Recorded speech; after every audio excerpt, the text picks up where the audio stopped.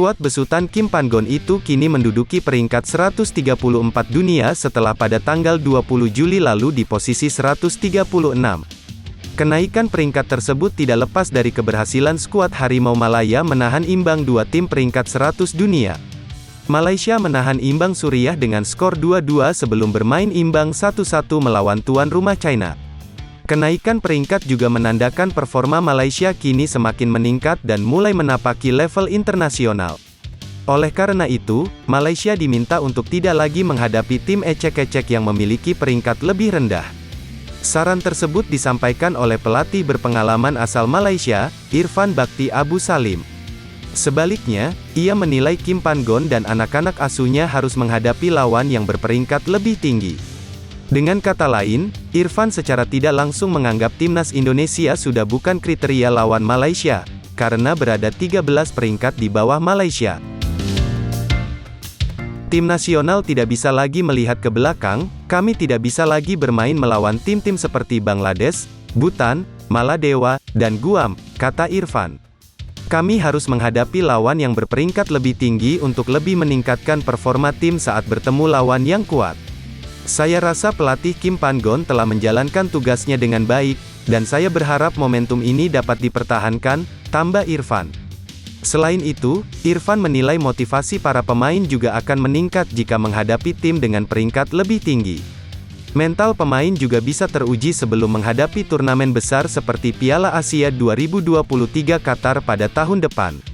Bagi saya, motivasi para pemain tentunya meningkat di mana para pemain akan semakin semangat untuk tampil di level internasional karena akan bertemu tim-tim yang berperingkat lebih tinggi.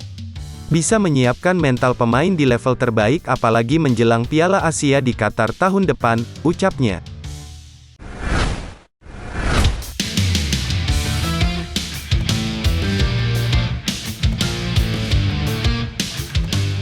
Timnas Indonesia U24 berhasil lolos ke fase 16 besar Asian Games 2023 lewat jalur peringkat 3 terbaik. Tetapi nama Sintayong disebut-sebut.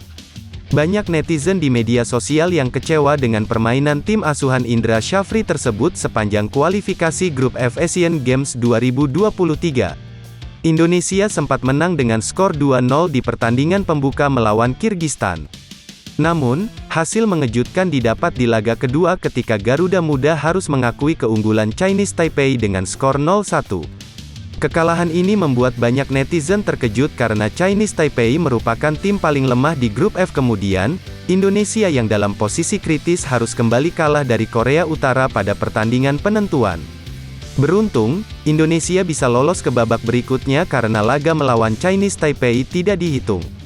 Hal ini disebabkan adanya grup di Asian Games 2023 yang hanya terdiri dari 3 tim saja. Secara permainan, Indonesia pun belum menunjukkan kualitasnya dalam ajang Asian Games. Padahal, terdapat beberapa pemain yang sebelumnya bergabung di Timnas Indonesia U23 saat berlaga di kualifikasi Piala Asia U23. Beberapa di antaranya adalah Hernando Ari Sutaryadi, Alfeandra Dewangga, dan Rizky Ridho. Buruknya permainan Timnas Indonesia U24 membuat netizen kecewa dan membandingkan Indra Syafri dengan Sintayong. Mereka menilai bahwa standar Indra di Timnas Indonesia U24 sangat jauh dari Sintayong saat menukangi skuad Garuda.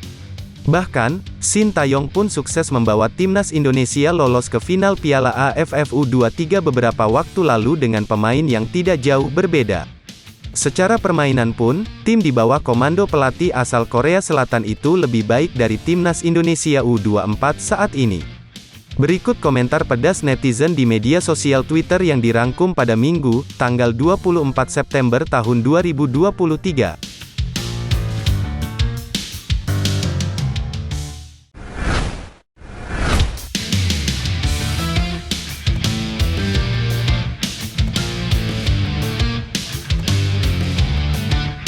Timnas Indonesia U24 berada dalam situasi kritis di Asian Games 2023. Namun masih ada banyak kemungkinan yang bisa tersaji termasuk jadi runner-up meski kalah dari Korea Utara. Laga terakhir grup F akan mempertemukan Timnas Indonesia U24 vs Korea Utara dan Taiwan vs Kirgistan. Korea Utara memiliki 6 poin, Indonesia dan Taiwan sama-sama punya 3 angka. sedangkan Kirgistan masih belum punya koleksi poin. Kemenangan atas Korea Utara akan menggaransi posisi Indonesia di babak 16 besar. Namun kekalahan dari Korea Utara juga tidak akan serta-merta menutup peluang Indonesia ke babak 16 besar. Walaupun kalah dari Korea Utara, Indonesia bahkan punya peluang lolos ke babak 16 besar dengan status runner-up. Tentunya hal tersebut harus disertai sejumlah syarat. Syarat pertama adalah timnas Indonesia U24 tidak boleh kalah telak dari Korea Utara. Andai hanya kalah dengan selisih 1 gol, timnas Indonesia berarti memiliki selisih gol berjumlah 0 di akhir fase grup. Syarat lain adalah Kirgistan harus mengalahkan Taiwan. Namun Kirgistan yang saat ini memiliki selisih gol -3 tidak boleh menang dengan selisih lebih dari 3 gol atas Taiwan. Bila Kirgistan menang dengan 2 gol, Kirgistan akan memiliki selisih gol -1 di akhir fase grup. Sedangkan Taiwan selisih golnya menjadi -3. Dengan Indonesia, Kirgistan, dan Taiwan sama-sama mengoleksi 3 poin, timnas Indonesia akan jadi runner-up grup karena unggul selisih gol atas kedua negara lain. Jika menjadi runner-up, Indonesia akan bertemu dengan juara grup E yakni Korea Selatan yang sudah tak mungkin terkejar oleh negara-negara lain di grup tersebut.